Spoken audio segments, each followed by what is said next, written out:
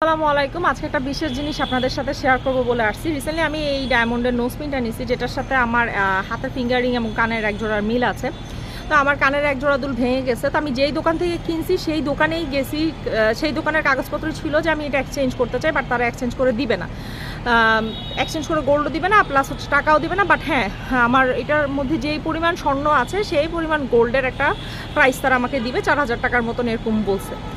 আমার কথা হচ্ছে, আমি তো আপনাদের দোকান থেকেই কিনলাম, আপনাদেরই দোকানের কানের দুল আপনারাই ফেরত নেবেন না, আপনাদেরই ডায়মন্ডের জিনিস আপনারা নেবেন না, তাহলে এতদিন ধরে আপনারা আমাদের কাছে কি ডায়মন্ড বিক্রি করছেন যে নিজেদের ডায়মন্ডের উপর আপনাদের বিশ্বাস নেই? উনি আমাকে বললো যে আপা, এখন তো দেখতেছেনই ডায়মন্ডের প্রাইস কমে গেছে, প্লাস হচ্ছে ডায়মন্ডের উপর একটা গুজব ছড়াইছে। তো আমার কথা হচ্ছে, কোন দিন না জানি গোল্ডের উপর এরকম একটা গুজব ছড়াবে, তো আপনারা তখন বলবেন যে হ্যাঁ, আমরা আমাদের দোকানের গোল্ড বিক্রি করতে পারবো বাট নিতে পারবো না, কিংবা ডায়মন্ড বিক্রি করতে পারবো নিতে পারবো না। মানে আমি এই জিনিসটা বুঝলাম না, তাহলে কি আমাদের ডায়মন্ডে ইনভেস্টমেন্ট করাটা লস হয়ে গেল? আমরা তো খুব